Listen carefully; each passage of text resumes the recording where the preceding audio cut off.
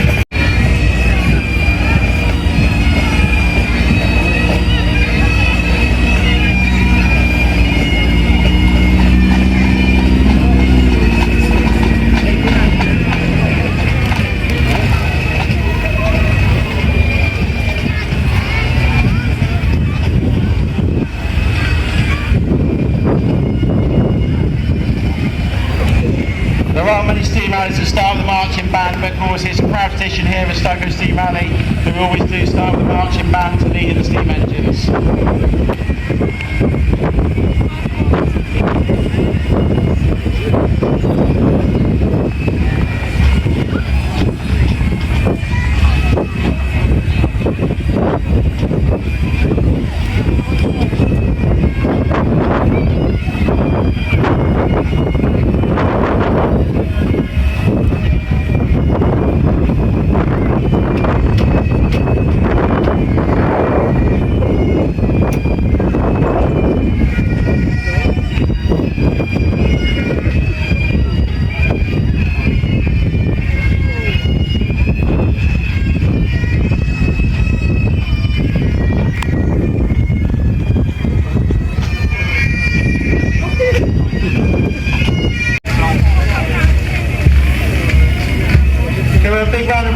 Please to the March Angel collection, so we're very grateful that Rich Hazel lets us host the rally here on his farmland place just down the road. You want to see there, little yellow lorry down the road.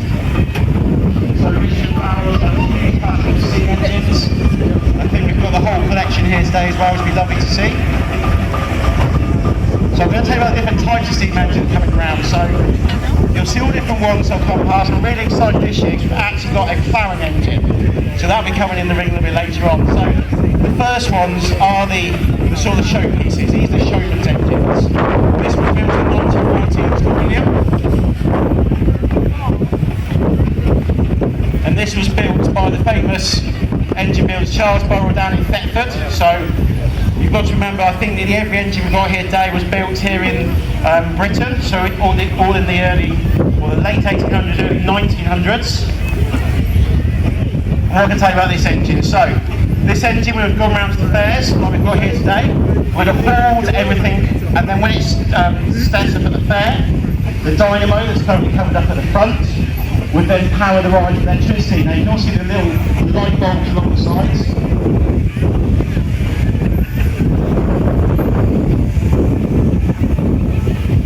So let's make sure they're lined up in the right place. All of the engines line up towards the back, and the miniatures come round in front. So it was also important that the showmen at the time had their names down the sides of the canopy, we call it. So that's what keeps the engine drivers dry when they're riding generators at night, also moving between sites. And if anyone was fortunate, I think it was a couple of weekends ago down at Pinkley's Creek, we put on the steam fair, and they visited where we had cars for steam fair, and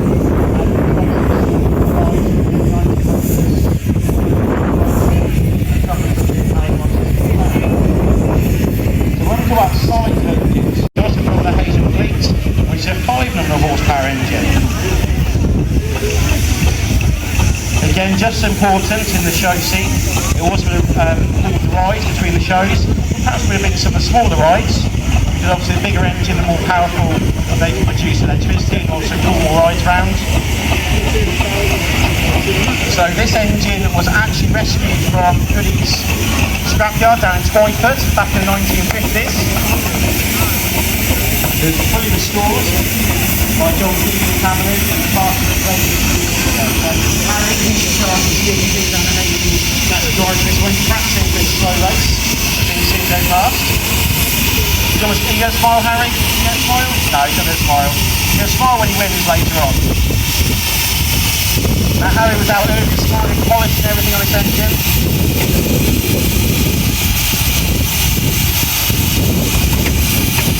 Well done, Harry. So Harry, during the day, I was going to the kitchen to the engine, and preparing for the evenings and weekends as well.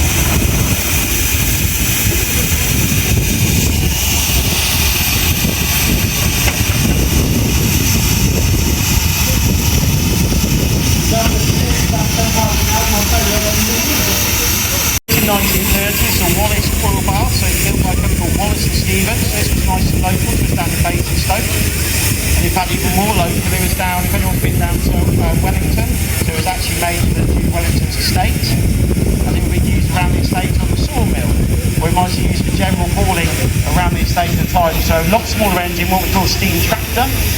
And the main purpose, like I say, is hauling things, but also with the flywheel on the side for driving things like a saw bench, in the sawmill that used to be down there. Very quiet engine. Watch the engine there as well. Full foundry there. Oh, it's coming on next door, there we go. So there's one lovely thing with Richard and Stoke Row Steam Rally is he has to have a lot of crew to obviously move them all around the time. So it's great to see a full generation of people.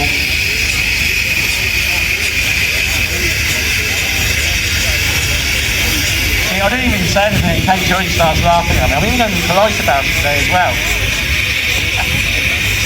So of course part of Richard's heritage is the tarmacking locally, there's the road lanes, so of course we have to have a few steamrollers.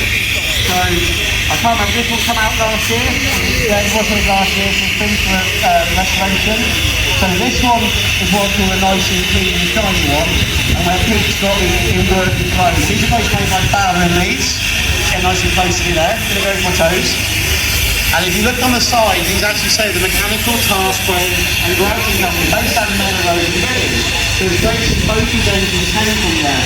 Now the engine that Pete's driving behind is very much typical of its working life at the time. So you can see sort of firing irons, got a lot of original pipe work for spraying as well, so for dampening the tar when they were laying it so it wouldn't stick. So it's great to see that still on the roller as well.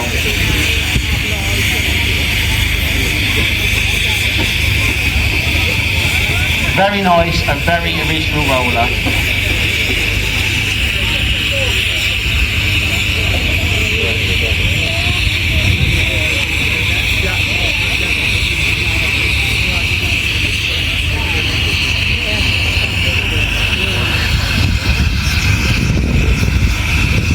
So usually we get all the three of the steam lorries together, but I can only see two. So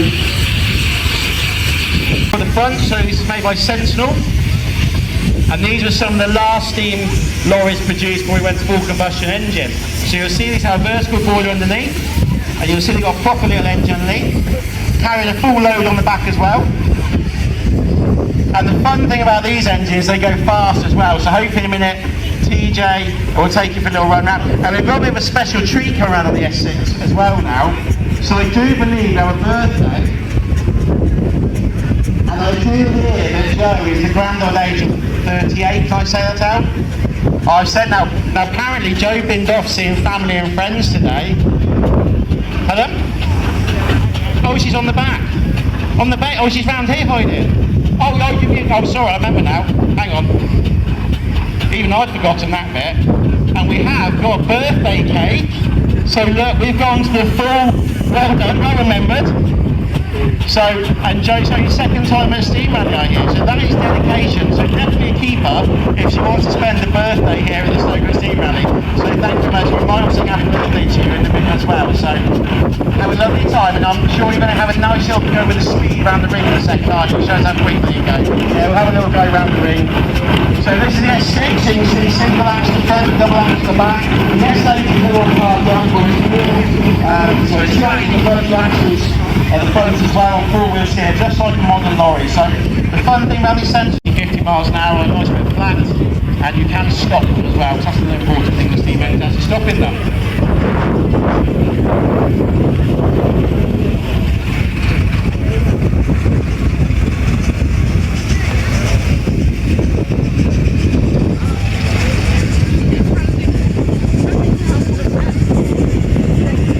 So we've got a long list here. Point the Ferris engine is fantastic. That's why it's still down.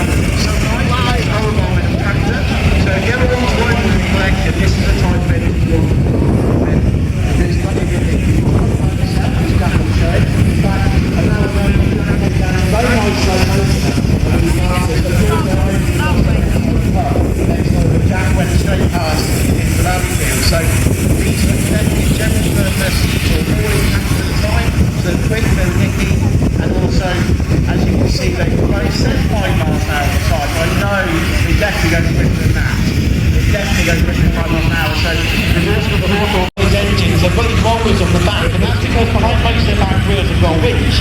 So one little problem is, if you ever get stuck with an engine, you need to go and winch yourself out, or if you want to winch some timber or do something, so you tend to roll things out of the wheels, and you need to winch yourself forward and back as well. And you get very lucky with engines with all handles. I don't know what I'm looking to program. So I think I'm probably about to most of this one. So now got Stoke Row owned by Davis family. This engine goes everywhere miles. So owned by Cavalry and Davis from down near Andover. And this was what we call an Edison rollers. You can see that on the side. Edison are one of the largest fleet users of steam rollers. Enabling water made in Kent was one of the largest manufacturers of steam rollers. In fact, and if you hear me every year, I say the same fact. Sorry. Enabling water made more steam rollers than any other manufacturer put together. So they're very common rollers. You can see everything kind of 384 on the front of the motor. First time we spoke about steam roller behind, we have a master of steam rollers. Again, very unusual. And this is probably made some door on there as well. So those who get those over master at the time, unfortunately, we're taking the advantage of the sun next door here. But we know the road there, it's already as well. And it's great to see it on the road. And in fact, you almost keep it all back together in a year, didn't you? Wasn't it back here? Put it back together in a year? 2 years.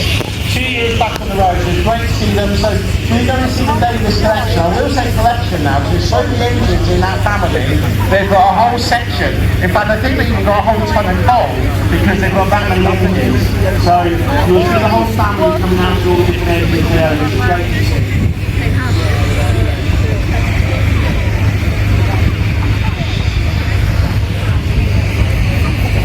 So now we look at it's owned by Nick Barker, so we've only got Nick's engine. I don't think his brother bought his engine down this year, he's just got the one. And if you look above, they've got the sunroof as well. So if you ever wonder why that's not just they get tapped, they're driving along. It's very important to see when you're extending delivery on the smoke, just to see the difference. See how well the engine, some of these engines on the road as well. We've got the other carriage over the track for it's nice how those engines have got themselves at some it's nice to see. What we always have to remember is every steam engine you see is completely unique. So not one of them is the same.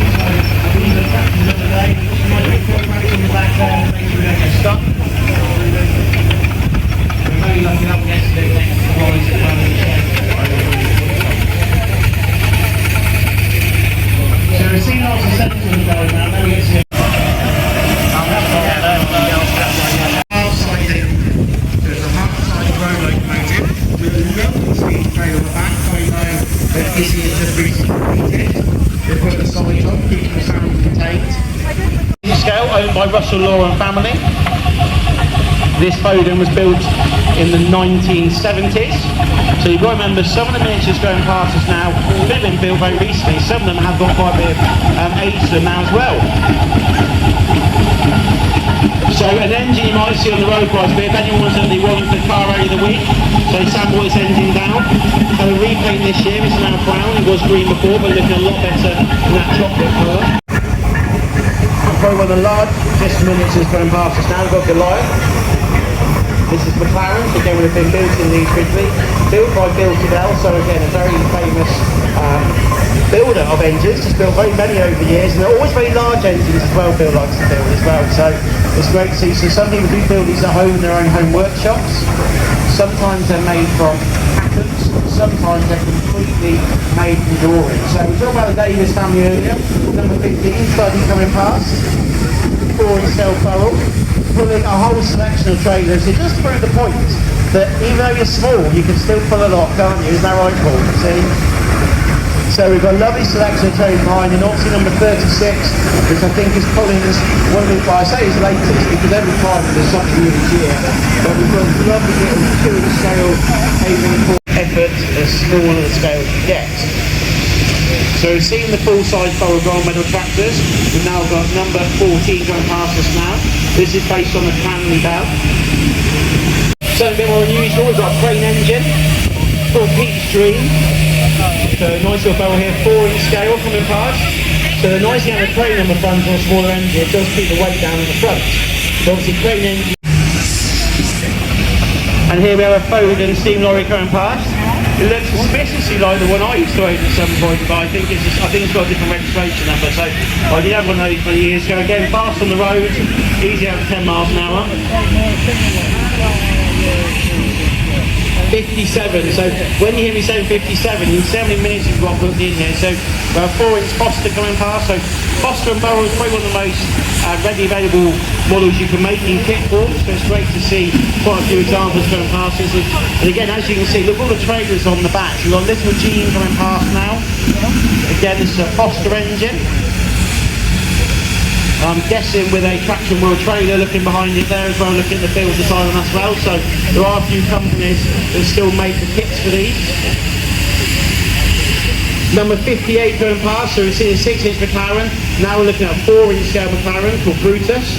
So again, you've got to imagine as you scale engines up, they do change year, so they've usually been all over the place. It's great to see them coming past. Oh, it's nice to see Joe on the back as well. Hey Joe, nice to see you out work. Number 7 coming past now. Having fun? Good. Glad you're enjoying it.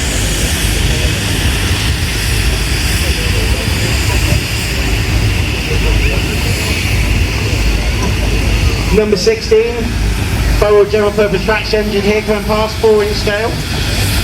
Again, like to see it with the water cart, with the trailer, the full outfit. So perfect to see. Going past, built in 2007. Well, that was real. On that one, but you've got to remember some of these engines might take years to build. Sometimes they really can be years. Number 23, now I'm glad to see this one. If you ever want a little fact as well, so William Foster was a farm engine built in 2014, and it's a hard-scale American farm engine. So I did say.